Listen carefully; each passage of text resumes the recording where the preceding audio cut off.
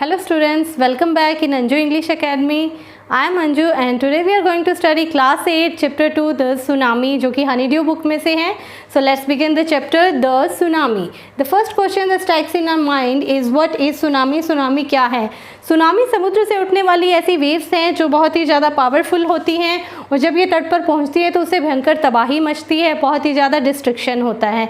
And the second question that comes in our mind is what is the cause of tsunami. Tsunami का कारण क्या होता है? तो सुनामी का कारण होता है समुद्र की सतह पर अर्थक्वेक, वोल्केनिक इरप्शन या फिर लैंडस्लाइड की वजह से सुनामी आता है. इस चैप्टर में हम बात करेंगे 26 दिसंबर 2004 की. ये वो दिन था जब भारत के कुछ भागों में ये सुनामी आया था जिससे बहुत ज़्यादा भयंकर तबाही मची थी, बहुत ही ज़्यादा डिस्ट्रक्शन हुआ था. तो बात करते हैं सुनामी की. 26 दिसंबर 2004 को सुनामी आया था इंडोनेशिया में और इसका जो एपिसेंटर था वो था सुमात्रा, इंडोनेशिया. 8.9 की तीव्रता से पहले वहाँ पर अर्थक्वेक आया. उसके बाद सुनामी आया, समुद्र में लहरें उठी ऊंची, उससे बहुत ही तबाही मची.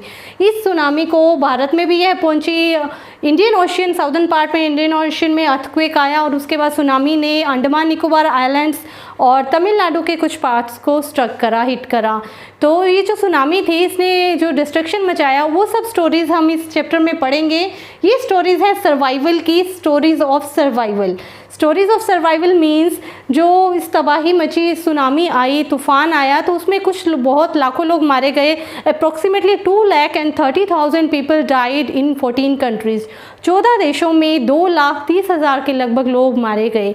और ऐसे भी लोग थे जिन्होंने अपनी बहादुरी से, अपनी हिम्मत से अपनी जान को बचाया. अपनी ही नहीं, अपने साथ साथ और भी बहुत लोगों की जान बचाई.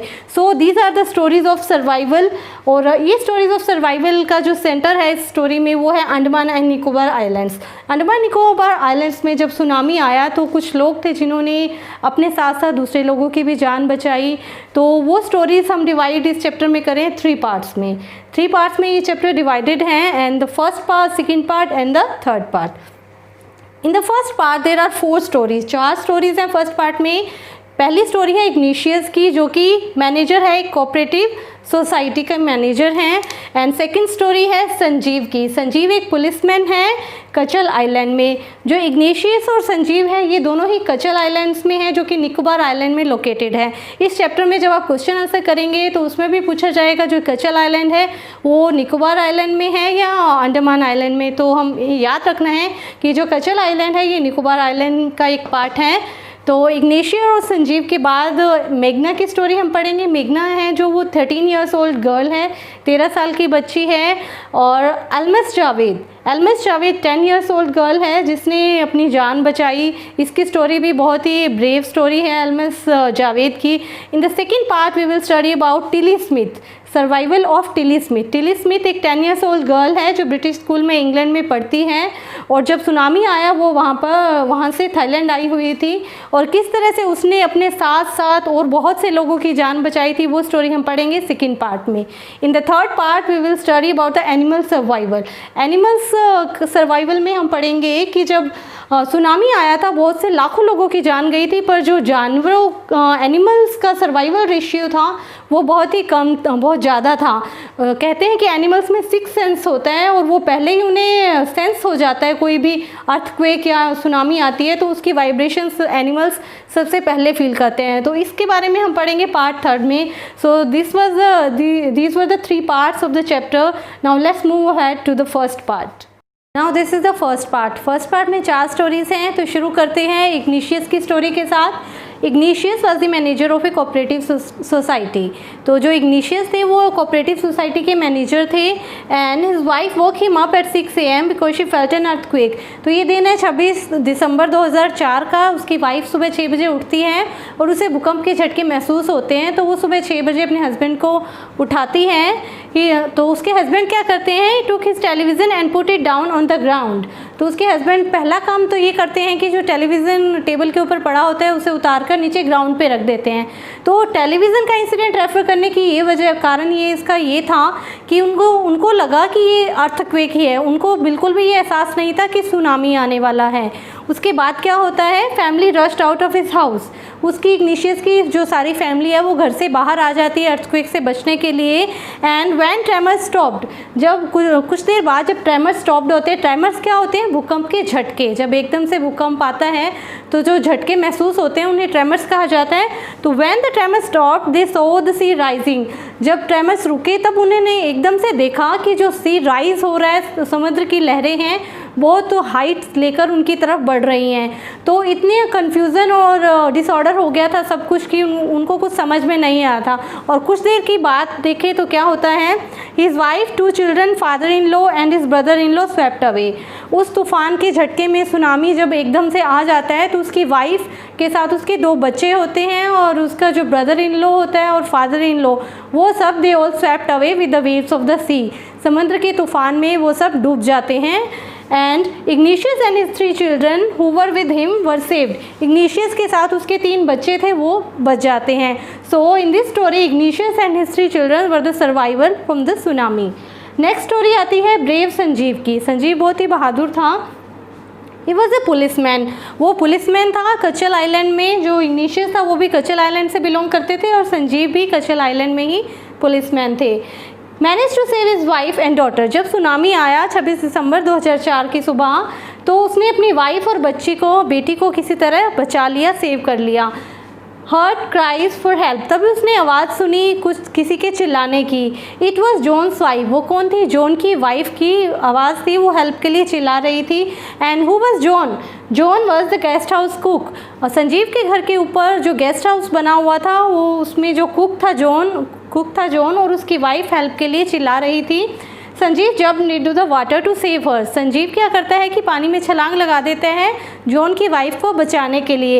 And both swept away with the waves of the sea, और दोनों ही स्वेप्ट अवे हो जाते हैं, डूब जाते हैं पानी में। और ये स्टोरी थी ब्रेव संजीव की। Now move to the next story of मेघना। Now this is the story of Meghna. Meghna was a 13-year-old girl. जब सुनामी आया 26 दिसंबर 2004 की सुबह, उस समय मेघना 13 वर्ष की थी and swept away along with her parents and 77 other people.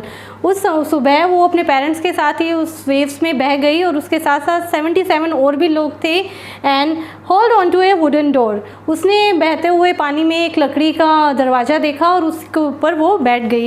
And kept floating on it for 2 days, 2 दिन तक उस लकड़ी के सहारे ही वो बहती रही। And then brought to the shore by a sea wave and was saved. इस तरह से 2 दिन बाद एक वेव्स के सहारे वो शोर तक, किनारे तक पहुंची और इस तरह उसकी जान बची। सो this was the story of मेघना। नेक्स्ट है Elms Javed. Elms Javed was a 10-year-old girl. वो उस समय 10 साल की एक लड़की थी and her family was sleeping. उस समय जब सुनामी आया वो और उसकी फैमिली सब सो रहे थे। हर फादर वोक अप, उसके पिता की सुबह नींद खुली, वो उठे and so the water receding. उन्होंने देखा कि जो पानी का बहाव है, समुद्र की लहरें वापस जा रही थी। It was receding and then woke everyone. वो उन्हें अंदेशा हो गया था कि कोई तूफान आने वाला है, सुनामी आने वाला है। उन्होंने जल्दी से अपने सब फैमिली मेम्बर्स को उठाया and try to rush to a safer place, और उन सबको सेफर प्लेस, एक सुरक्षित जगह पर ले जाने का प्रयत्न किया। His father fell down. इसी दौरान जो एल्मस के ग्रैंडफादर थे वो गिर जाते हैं, किसी चीज़ से टकराकर गिर जाते हैं, उन्हें सिर पर चोट लगती है। So Elmas father stop to help him but both swept away.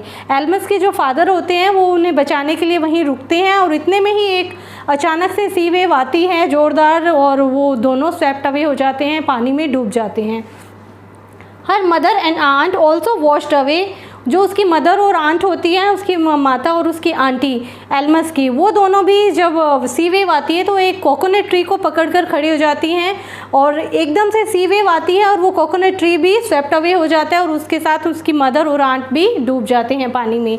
And her mother and father swept away and Elms so A log of would. तभी एल्मस जो है एक लॉग ऑफ वुड, एक लकड़ी का टुकड़ा देखते हैं और उसको पकड़ लेते हैं, क्लाइम्ड ऑन इट, उसके ऊपर चढ़ जाते हैं एंड फेंटेड। तभी वो बेहोश हो जाती हैं। And she woke up and found herself in hospital in Kamota. तभी जब उनको होश आता है तो वो देखती हैं कि वो कमोटा में एक हॉस्पिटल में है। इस तरह उनकी जान भी बच जाती है। अब हम पढ़ेंगे पार्ट 2 जिसमें स्टोरी है टिली स्मिथ की। Tilly Smith was a 10-year-old British school girl. Tilly Smith British school girl थी, 10 वर्ष की थी जब सुनामी आया and came to Thailand Phuket beach to celebrate Christmas.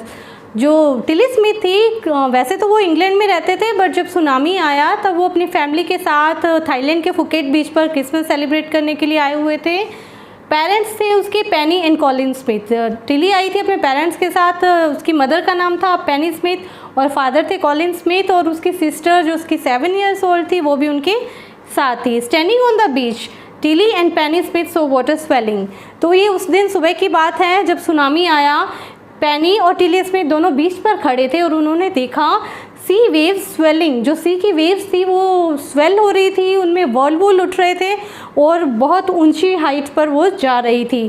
Tilly remember the video of her geography teacher about tsunami and she screamed. Tilly को आभास हो गया था कि ये सुनामी है। कैसे हुआ कि उसने कुछ दिन पहले ही अपनी जियोग्राफी टीचर का एक वीडियो उसे याद आया। उसकी जियोग्राफी टीचर ने उसे सुनामी पर एक वीडियो दिखाया था, उसमें सुनामी के बारे में सब कुछ बताया गया था और उसे समझ में आ गया कि ये नॉर्मल नहीं है, ये सुनामी है, सुनामी आने वाली है। सो शी स्क्रीम्ड, तो वो चिल्लाने लगी कि यहाँ से भागो, अपनी मदर को कहने लगी कि सुनामी आने वाली है। And Tilly's family and other took refuge in the 3rd floor of the hotel and were saved. इस तरह टिली स्मिथ और उसके फैमिली वाले होटल की तरफ दौड़ने लगे। उनको ऐसा दौड़ते हुए देखकर जो आसपास के लोग थे बीच पर, वो सब भी अपने अपने होटल्स में मूव कर गए। इस तरह से उन सब की जान बच गई। So this was the Tilly Smith story. And part 3rd has the story of the animal survival. Animal survival की स्टोरी हम पढ़ेंगे। इसमें कहा जाता है कि कुछ लोगों का मानना है animals possess 6th sense. Animals जो होते हैं, जानवर होते हैं, उनमें 6th सेंस होती है। जब भी कोई अर्थक्वेक या सुनामी आने वाला होता है तो उससे पहले जो धरती के अंदर कंपन होती है, वाइब्रेशंस होती है, उनको वो पहले ही सेंस कर लेते हैं। तो फील्स वाइब्रेशन बिफोर अर्थक्वेक, इसका मतलब अर्थक्वेक का जो अर्थक्वेक आता है तो उससे पहले ही उन्हें इस चीज़ का एहसास हो जाता है। So they move to the safer place. Few animals died, यही कारण था कि इस सुनामी में लाखों लोगों की जहाँ पर जान गई थी, बट फ्यू एनिमल्स डाइड, पर कुछ ही जानवरों की जान गई थी।